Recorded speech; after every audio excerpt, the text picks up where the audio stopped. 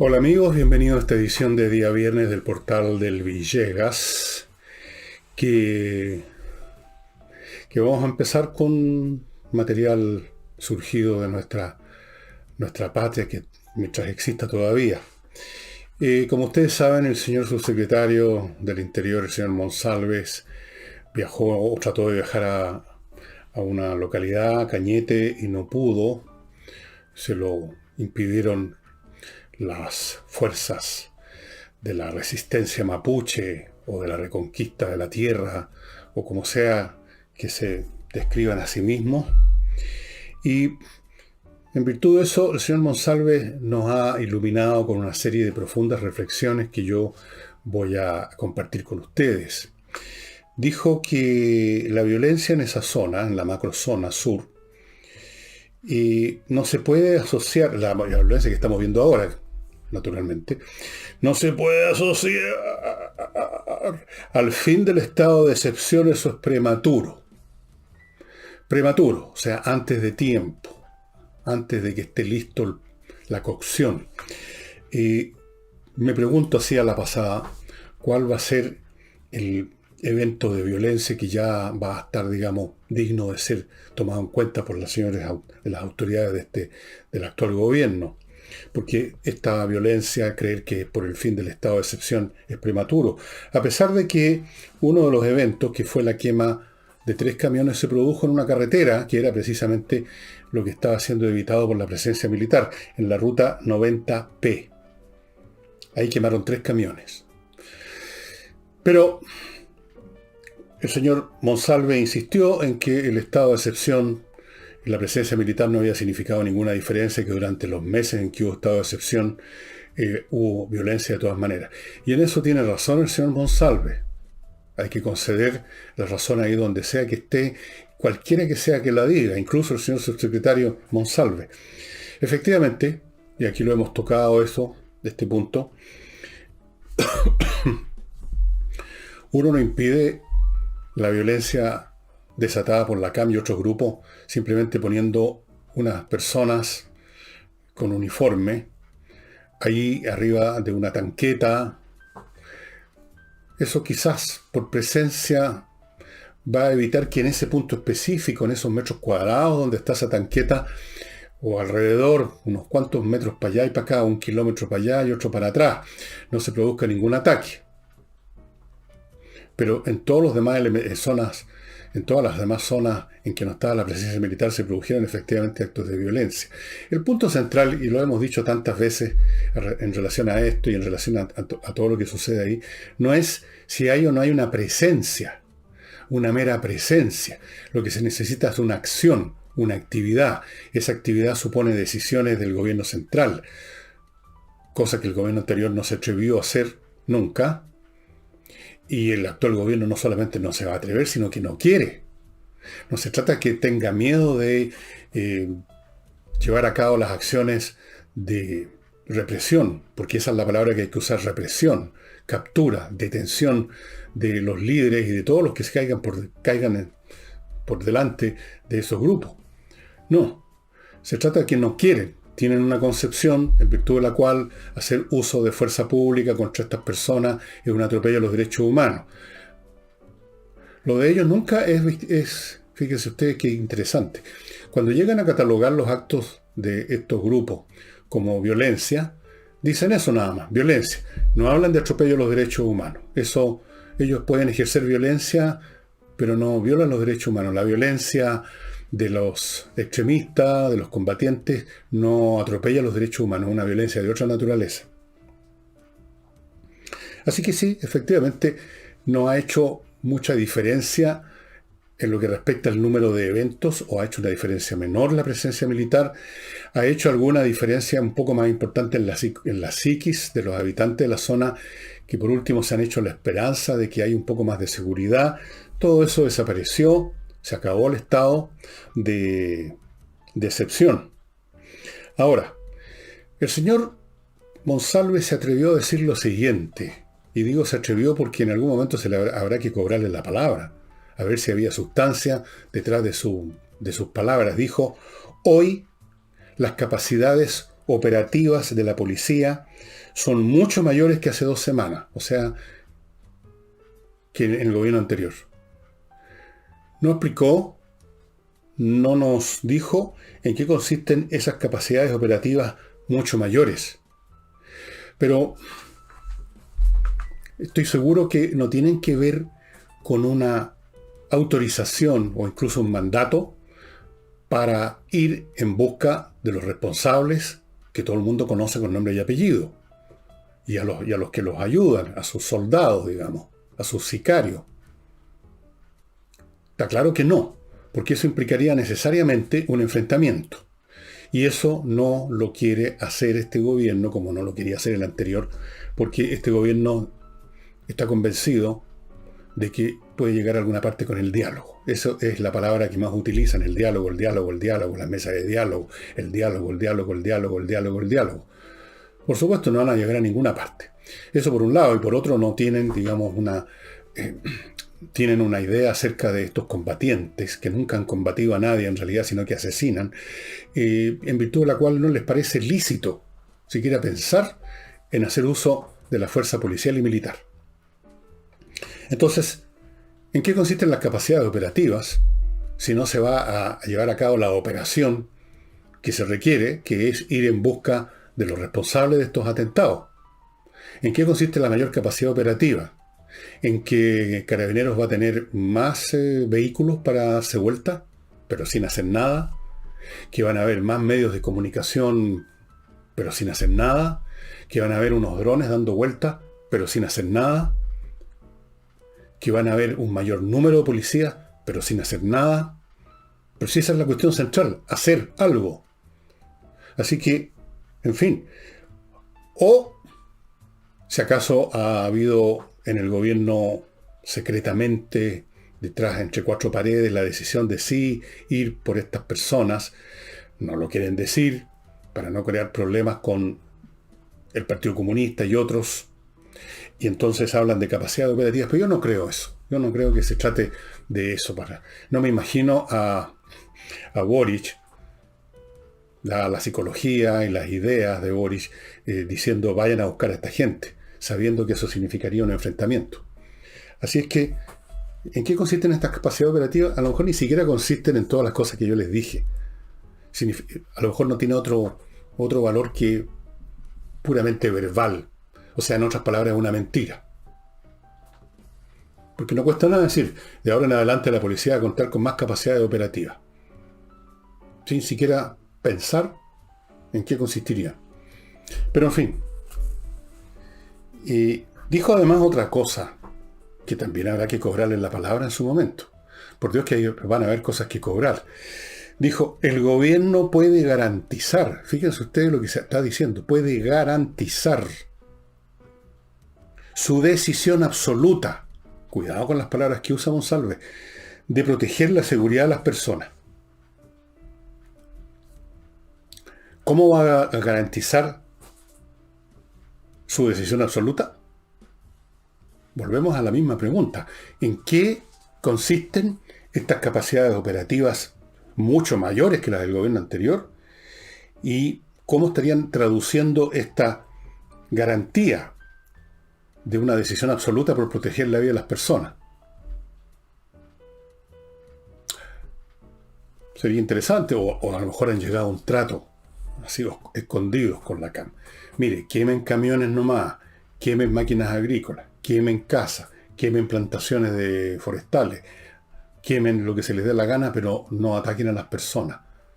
Y les vamos a dar incluso una subvención anual, un fondo de restitución de la seguridad de las personas o alguna cosa así. No sé, estoy inventando en este momento, porque el tema central, que es actuar contra un grupo que invadió desde dentro de nuestro país y pretende convertir una zona con apoyo, parece que la ministra del Interior, que habla pero con absoluta desfachatez de la Gualmapu.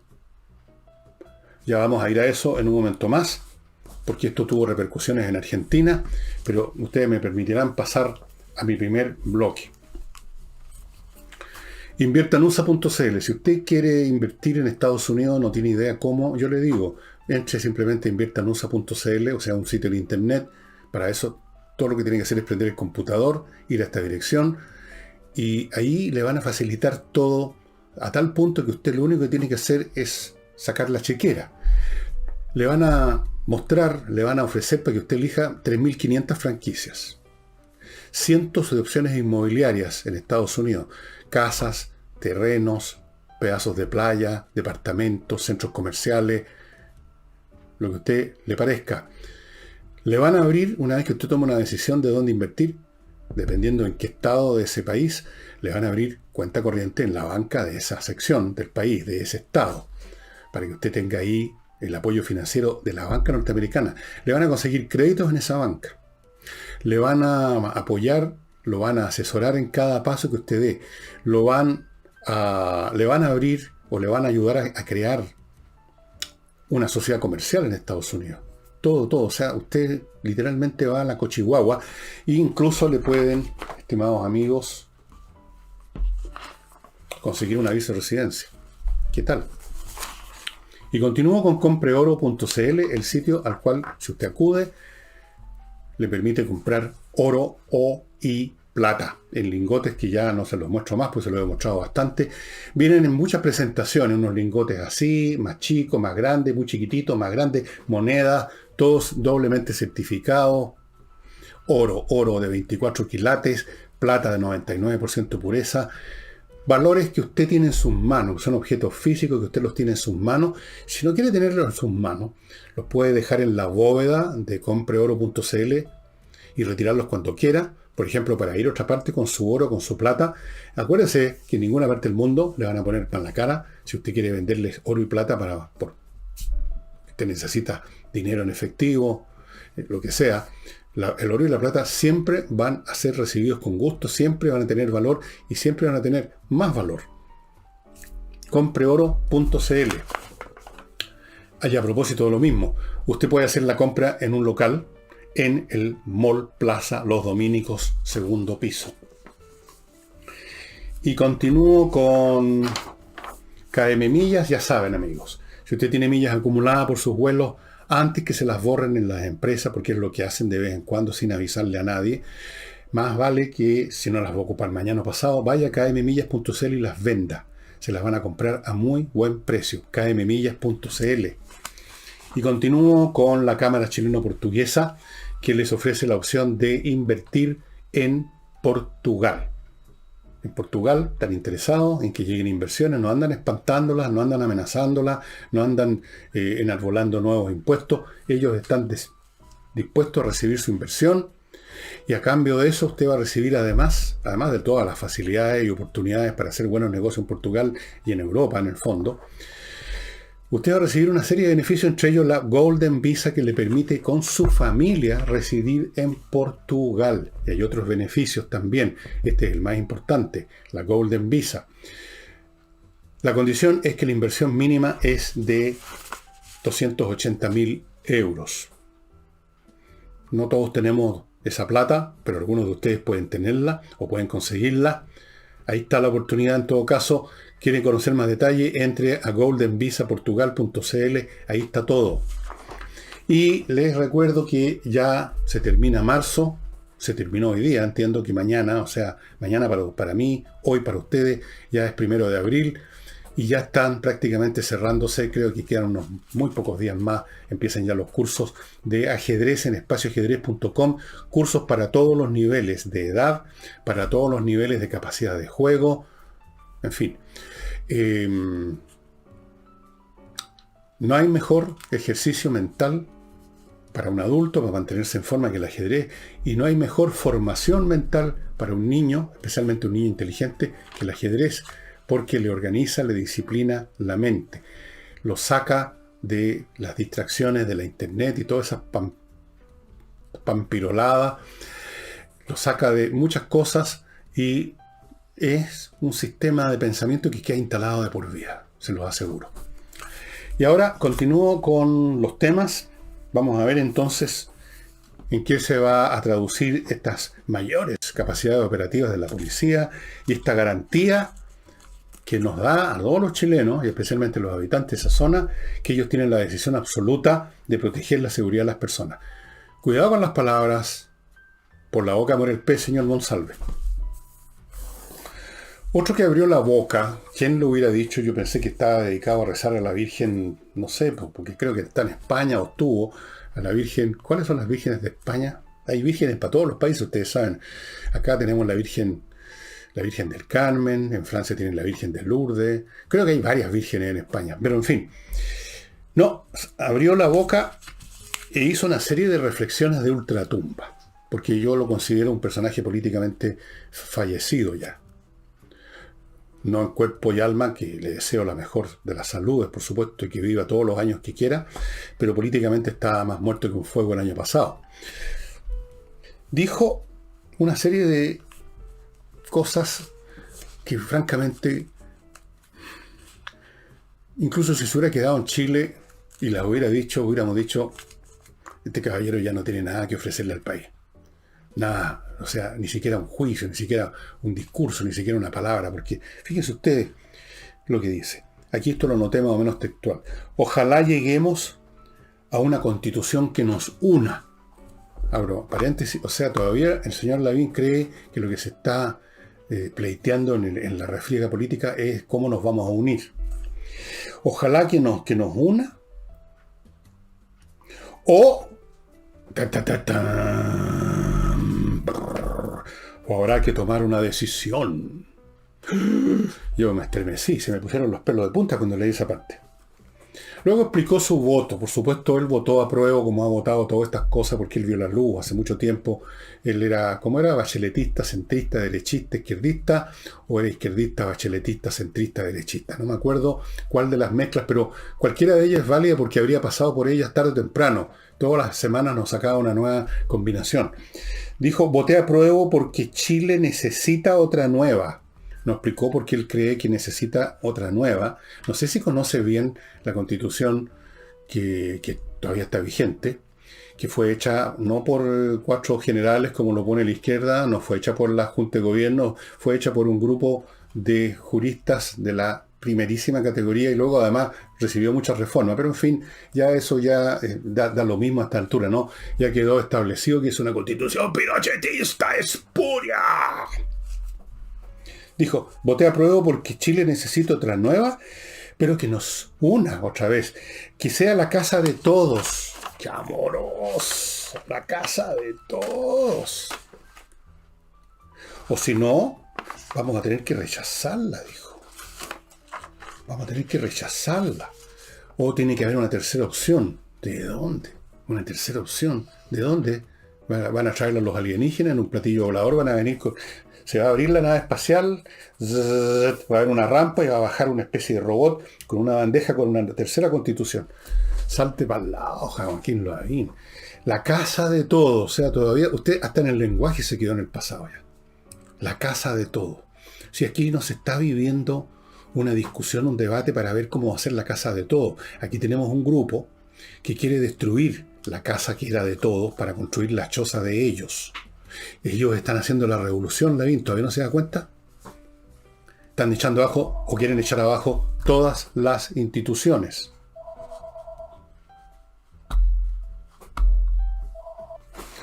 Ok, tuve que hacer una pequeña introducción porque me estaban llamando por teléfono.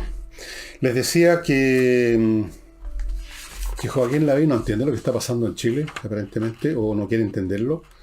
Y estamos viviendo un periodo en que hay un grupo que quiere instaurar una nueva institucionalidad. No sabemos en qué consiste exactamente, o más o menos. Tenemos un conocimiento acerca de frases sobre repúblicas, autonomías legales, etcétera. No sabemos qué clase de autonomía tendrían, por ejemplo, el futuro Estado mapuche, porque nunca tuvieron legislación de ninguna clase. Tendrían que inventarse una nueva, no sé.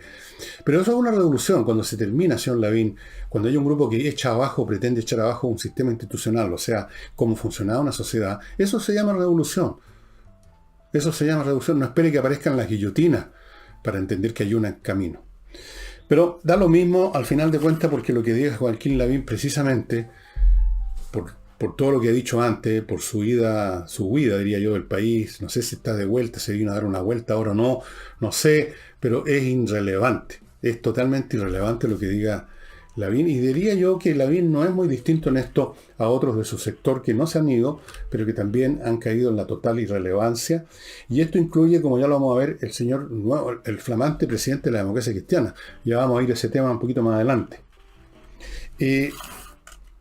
Sigamos ahora con Madame Siches, Isquia Siches, madre cariñosa, que da de mamar a sus niños en cámara, y además es ministra del Interior. Y le ha dado con hablar de Wallmapu, que sería teóricamente una región, una zona mapuche, que ellos quieren convertir en Estado, que abarca un pedazo de Argentina. Así que en Argentina, un montón de autoridades, no los anoté uno por uno, con lenguaje bastante áspero, han manifestado su molestia ante estas palabras del ministro del Interior de Chile, la segunda autoridad, si es que podemos hablar de autoridades, después del presidente Boric. Una tremenda molestia. Y en cualquier caso, ¿cómo es posible que el ministro del Interior de Chile, de la República de Chile, avale con sus palabras la intención de la CAM y otros grupos de instaurar una república mapuche dentro de lo que era, o todavía es, territorio chileno? O sea, era, porque en la práctica ya no lo es. ¿Cómo es posible que el ministro del Interior que está para defender la integridad del país, para mantener el país tal como es, habla de Wallmapu, o sea, asimilando, aceptando el lenguaje de los que quieren separar ese pedazo de territorio de Chile para constituir una entidad, literalmente una república mapuche? ¿Cómo es posible tanta tontería? ¿Cómo es posible que esta persona, la señora Isquia Siches, que ya uno no le puede aceptar ese pensamiento, porque si piensa así debiera renunciar al cargo de ministro del Interior e ir a pedir el carnet de socio de la CAM y luchar con lo de la CAM por lo que ella cree? Pero afuera de eso, decirlo. Y decirlo cuando el presidente, su jefe, va a ir a Argentina en estos días. Es que, ¿qué tienen adentro del cráneo estas personas? Una tontería tras otra es lo que hemos visto surgir de la moneda y de otras instancias del gobierno, o sea, del desgobierno, en solo 2 semanas. En solo 2 semanas han batido todos los récords. Es impresionante. Es impresionante. Yo no me atrevo a decirle, porque me da vergüenza ajena, lo que uno lo ve en algunos medios extranjeros, y lo ve o lo conoce de gente que uno tiene relaciones fuera de Chile. La risa, el desdén que les produce, el asombro de que un país como este estaba caminando al desarrollo. Se hablaba ya, incluso se ponían algunas fechas, tal vez exagerada, pero no era una exageración tan grande porque íbamos en ese camino. Haya llegado a esto, haya puesto en el poder a este grupo humano que está demoliendo todo. No lo pueden entender. Bien. Me permitirán ustedes que vaya a otro bloque comercial, que lo inicio con Edisur, esta editorial chilena, que en todo caso edita montones de títulos de gran valor internacional, son todos títulos importantes. Y les quiero mostrar, hace tiempo no les mostraba esto que pone a su disposición, esta caja, la gran colección de Emilio Salgari, ese escritor que fue mi primer, digamos, amor literario, y de muchos, en mi época y de antes todavía con mayor razón, Emilio Salgari. Aquí hay un montón de libros de él: Los misterios de la jungla negra, Sandokan, el tigre de la Malasia, ese fue el primer libro que leí, el tigre de la Malasia, Sandokan, el rey del mar, La venganza de Sandokan, el corsario negro, ese es otro ciclo, La reina de los Caribes, otro ciclo, Yolanda, la hija del corsario negro, Las parteras de Argel. Escribió mucho, escribía muy bien, muy coloridamente Emilio Salgari. Algún día voy a contarles la historia muy triste, cómo terminó, cómo vivía este escritor italiano Emilio Salgari, un hombre realmente de gran imaginación y fantasía. Ustedes disponen de esto en Edisur. Continúo con Climo, amigos, la empresa chilena que ya ha ganado 2 premios por la calidad de las instalaciones de climatización que lleva a cabo y la mantención sí, de estos equipos para que estén siempre funcionando al 100%. Eso, olvídese que otra empresa se lo va a dar. Otras empresas no le van a instalar los dispositivos que instala Mi Climo, de la calidad de los que instala Mi Climo, y segundo, no se los van a mantener como se los mantiene Mi Climo. Si sienten un ruido como de taladro, es algo que está pasando en la casa al lado. Así es que ya saben, miclimo.com, y hay una promoción muy especial que ustedes están viendo a mi derecha para adquirir estos productos. Estimados amigos, no se ganan 2 premios internacionales porque sí. Y continúo con Lavoclub, un tremendo detergente para la ropa y para la vajilla que permite que uno se lave sin echarse a perder las manos porque es hipoalergénico, que no contamina el medio ambiente porque es biodegradable, es amistoso además con el medio ambiente porque vienen a su casa a retirar los envases vacíos, le dejan otros llenos y así están todo el tiempo circulando. Así que nada va a dar al medio ambiente. Y condominiocompra.cl, un lugar de la internet donde se juntan por un lado los proveedores de mercadería, de insumos y de servicios para casas y condominios. Y por el otro lado, las personas que necesitan, los administradores, los comités de administración que necesitan esos insumos y productos. Hasta el momento hay 5.200 condominios que están ahí, 1.800 administradores, 550.000 departamentos. Si usted es proveedor, al entrar a condominiocompra.cl usted va a tener la oportunidad de competir en igualdad de condiciones con todos los demás, va a estar ahí en la vitrina y sus productos podrían ser los elegidos. Como ustedes saben, la democracia cristiana, que alguna vez fue un gran partido, después fue simplemente un partido. Hola, tuve que interrumpir otra vez por ciertas situaciones. El líder de la democracia cristiana, que fue un gran partido, luego un partido grande, luego un partido pequeño y ahora no es nada, se lamentó ante el gobierno porque no lo consultaron para nombrar a un exdiputado demócrata cristiano, un señor Torres, como superintendente de salud. No le dijeron antes, no lo consultaron. No sé qué tendrían que haberle consultado, puesto que si el gobierno quería poner al señor Torres iban a poner, pues no iban a poner al señor Munizaga, que es lo que tenían que consultar. Pero el hecho central para mí es el siguiente, estimados amigos. El flamante líder de la democracia cristiana, señor Del Pin, no tiene muchos días en el cargo. Podría tener cosas más importantes respecto a las cuales comunicarse con el gobierno que esta cuestión de protocolar, podríamos llamar, de que no le avisaron por teléfono, que no le pegaron una llamadita para decirle que estaban nombrando a Torres como superintendente de salud. O sea, ¿qué clase de partido es este en que un presidente que, al igual que su contendora, hablaron de refundación, de poner al país, poner a la democracia cristiana en un nuevo pie, y terminan comunicándose con el gobierno por una pendejería? ¿Por qué no les avisaron? ¿Por qué no se pone en contacto con el gobierno el señor Del Pin para hacerle ver lo que está ocurriendo en la convención? ¿Por qué no se pone en contacto con el gobierno el señor Del Pin para decirle que no puede andar el ministro del Interior hablando de Gualmapu y abarcando además territorios de un país vecino? ¿Por qué no le dice el señor Hualpín al gobierno que el tema de la Araucanía tiene que resolverse de una manera eficaz y no meramente con discursos y con supuestos diálogos que nunca llegan a ninguna parte y a veces ni siquiera se llegan a celebrar porque no los dejan entrar?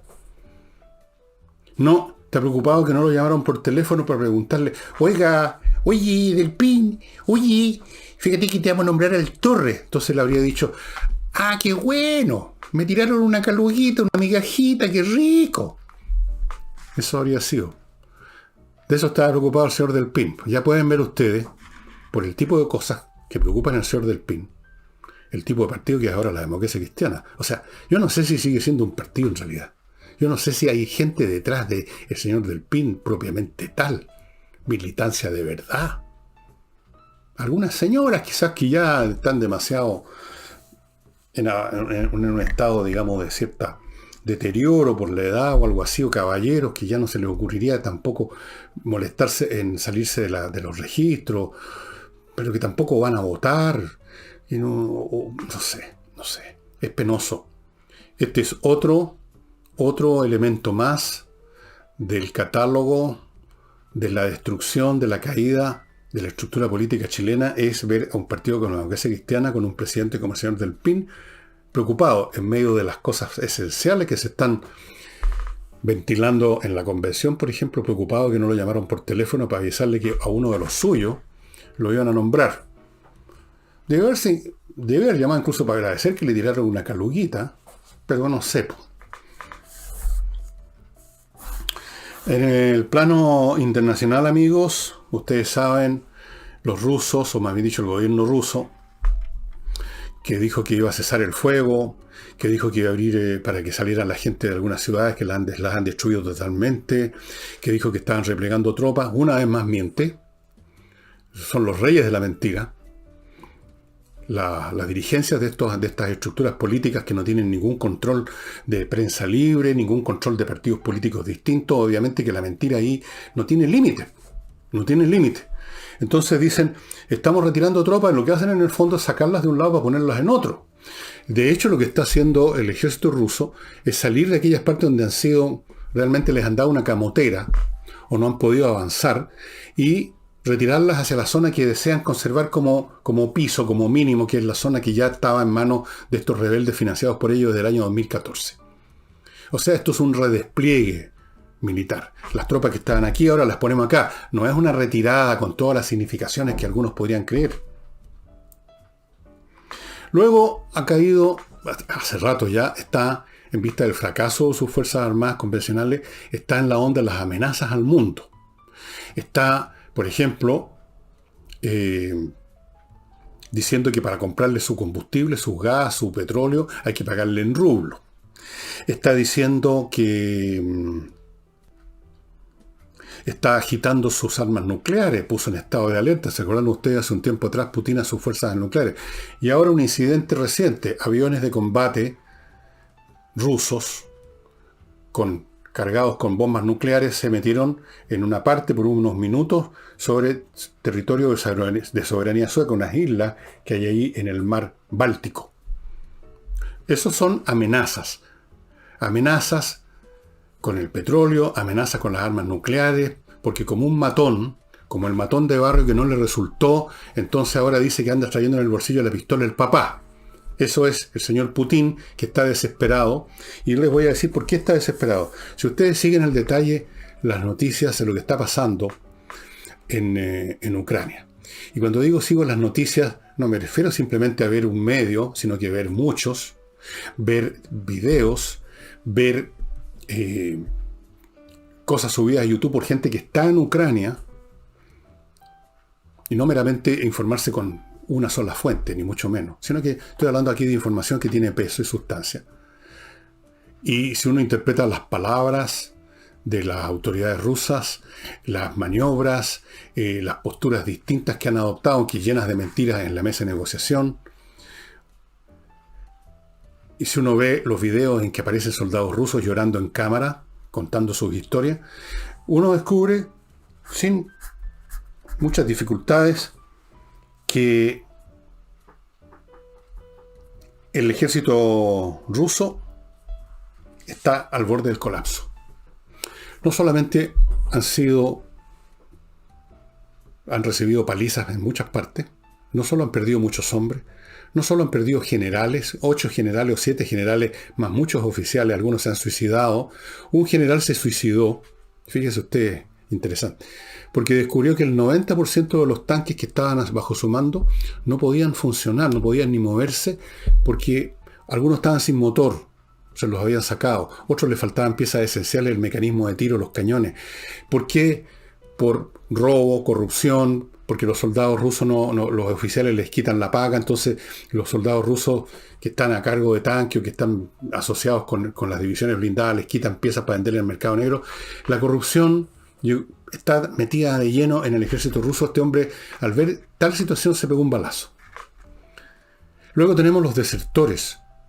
gente que ha vendido la tripulación de un tanque, van con una bandera blanca y venden el tanque a los ucranianos y luego salen corriendo. Otros que se entregan, se rinden lo antes posible. Otros desertan, desaparecen en los bosques. Otros están ya desobedeciendo órdenes. A un oficial, a un alto oficial, no me acuerdo si no era general, era un mayor de un destacamento de tanque, lo mataron, su subordinado, porque él insistió en avanzar y ellos no querían y finalmente lo mataron. Ese ejército está al borde del colapso. Lo que le pasó al ejército zarista en 1917, cuando estaban en la guerra contra Alemania, en la Primera Guerra Mundial.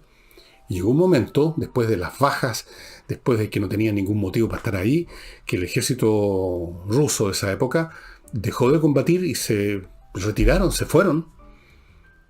Y ahí fue el principio del fin del régimen zarista, dicho sea de paso, porque perdió su fuerza militar. El zar ya no tenía fuerza militar. Se desintegró el ejército ruso. Y aquí estamos viendo un principio de desintegración. Y es por eso, y no por otra cosa, que aún en medio de estas mentiras, están los rusos en el fondo preparándose para abandonar definitivamente los objetivos iniciales que tenían de conquistar toda Ucrania, de poner un gobierno títere en Kiev. Nada de eso lograron. Ahora parece que se están conformando con lo que tenían desde un principio, estas zonas Donetsk y Luhansk que están en manos de rebeldes financiados por ellos. Y eso es. Y amenazan al mundo con sus bombas, con su petróleo, con lo que tienen a mano, ya no hayan que tirar. Respecto a lo del petróleo, el gobierno norteamericano va a hacer uso de sus reservas, 180 millones de barriles de petróleo en 6 meses. Se van a distribuir para compensar los problemas que han derivado de que se cortó el suministro. Ya no se les compra, o no todos le compran a los rusos. Algunos siguen comprando. Así que, tal como están las cosas, estimados amigos, aquí hay dos posibilidades. Una, que esta mesa de negociaciones llega finalmente a un verdadero cese de fuego, no sé cómo, pero podría ser. O, previo a eso, Putin intenta un último esfuerzo militar, concentra todo lo que le queda, trae mercenarios, está trayendo mercenarios, porque parece que no confía en sus soldados rusos que no quieren ir a combatir, y hace un último intento. Pero todo esto ya es un tema de semanas. Es un tema de 1 o 2 semanas. Vamos a ver por qué lado se van las cosas.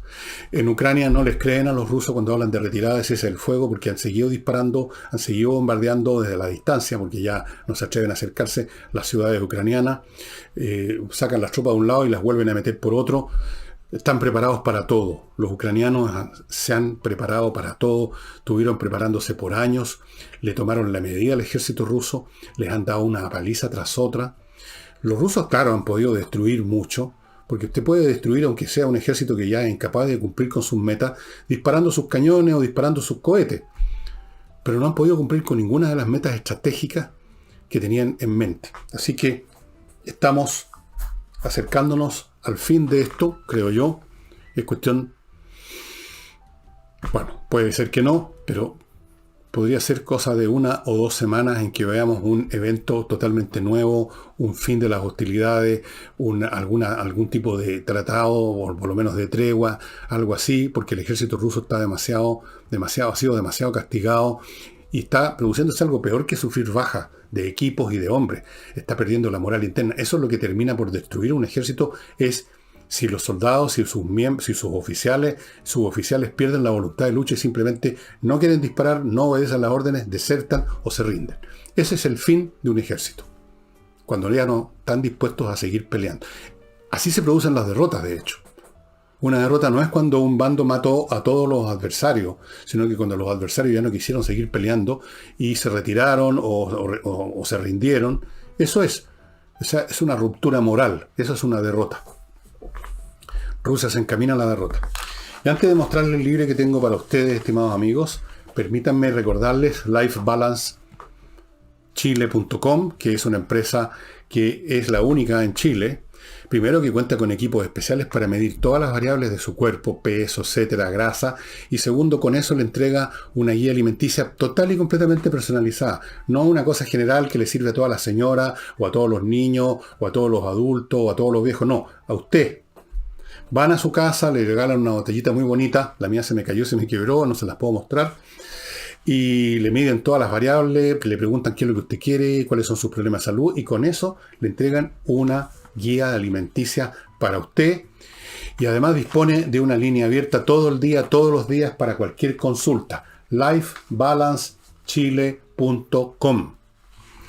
Continúo con Eudora, el Club Eudora, que por usted, si se hace socio con una UF mensual, todos los meses va a recibir una bolsita como esta que les estoy mostrando, que trae 2 botellas de vinos de excepción. Y si se hace socio con una UF y media, una bolsa con 3 botellas. Son vinos excepcionales. A ver cuál va a salir aquí. Un Cartagena Sauvignon Blanco. Maravilloso. Estos son vinos, estimado amigo, que van más allá de la medida de lo que uno llama un buen vino. Estos son vinos de excelencia y vale la pena darse ese gusto una vez al mes. Continúo con Hey, el corredor más rápido de Chile. Si usted quiere hacer alguno de los negocios que le he mencionado antes al principio, en Estados Unidos o en Portugal o qué sé yo, no tiene liquidez, pero tiene una propiedad, Hey es el corredor inmobiliario más rápido de Chile. Póngase en contacto con él en las direcciones que están aquí a mi derecha. Y no olvide notariospress.cl para hacer sus trámites notariales mucho más rápido, sin estar instalándose por hora en una notaría, qué sé yo. Usted se mete a notariospress.cl, llena los datos que se requieren para el papel que necesita, eso se despacha a notariospress.cl, usted los despacha, send, y luego tiene que ir a la notaría unos pocos minutos a recoger el papel que ya está listo. Mire qué fácil. Notariospress.cl. Y el libro que les quiero mostrar tiene que ver con un tema que muchas personas me han pedido que les recomiende el libro. Yo no lo he hecho porque hasta hace poco todos los libros que tengo sobre ese tema, que es la historia de Roma, son demasiado especializados, demasiado áridos de repente para los que no tienen un interés muy, pero muy fuerte en el asunto, y demasiado, bueno. Pero ahora apareció, y lo leí y me pareció muy bueno, apareció un libro que es ideal para quien quiere enterarse de esta historia tan extraordinaria y tan ilustrativa sobre la dinámica en el fondo de toda sociedad en gran escala. Y es este libro que se convirtió instantáneamente en un clásico, Roma, la historia de un imperio, de Greg Wolfe. Este libro, esta es la segunda edición, ha sido considerado excepcional. Aquí dice, por ejemplo, hace 15 años Greg Wolfe publicó uno de los mejores libros que jamás se hayan escrito sobre el Imperio Romano de Occidente. Esta es la segunda edición. La gracia que tiene es que no es meramente narrativo, que llegó este caballero, hizo tal cosa y luego pasó esto otro, y en el año siguiente pasó lo demás allá, y luego a esto, la historia narrativa. Esta es una historia que tiene algo de narrativa, pero sobre todo va tocando temas a lo largo de la historia romana. ¿Cómo era esto de la esclavitud? ¿Cómo funcionaba la esclavitud? ¿Cómo funcionaban las fuerzas armadas, las legiones romanas? ¿Cómo era la estructura política? Naturalmente avanzando en el tiempo, no se queda haciendo un análisis abstracto de estas cosas, sino que avanzando en el tiempo. Es una excelente mezcla entre lo narrativo, pero que está muy contenido, y lo abstracto, las leyes de desarrollo de la sociedad romana, los distintos aspectos, cómo llegó a convertirse en imperio, las distintas situaciones en que fue pasando, la famosa crisis del siglo III después de Cristo, cuando casi se derrumbó, por qué se recuperó. Es realmente en este libro, que no es muy largo, si le sacamos las notas a un lado, son 384 páginas nada más, usted va a tener una visión muy completa, muy integral de lo que fue el Imperio Romano, y va a aprender un montón, estimado amigo. Esto está en Amazon, ahí lo compré yo. Y especialmente para quienes no conocen nada o muy poco, es muy entretenido. Muy entretenido. Cómo llegó a ser lo que era, cómo logró sostenerse a pesar de todos los distintos desafíos que sufrió, los ataques que sufrió en el siglo III. Lo atacaban por todos lados, otros imperios, los bárbaros por aquí, otros por allá. ¿Cómo se sostenía? ¿Cuál era el secreto de la capacidad de resistencia, o como dicen los ciúticos ahora, la resiliencia del Imperio Romano? Se los muestro de nuevo. Roma, la historia de un imperio de Greve Wolf. Estimados amigos, con eso terminamos el programa de hoy. Será hasta mañana sábado con algún tema que todavía no he decidido. Muchas gracias por su atención y no olviden una cosa, se me estaba olvidando ya. A propósito del libro, no siempre me acuerdo. Insurrección, ya se fueron, déjeme calcular, el 40% de la edición ya está vendida. O sea, es cuestión de días o una semana o dos y esto se acaba, la cuarta edición de Insurrección, estimados amigos. Y eso, ahora sí me voy. Muchas gracias. Hasta mañana.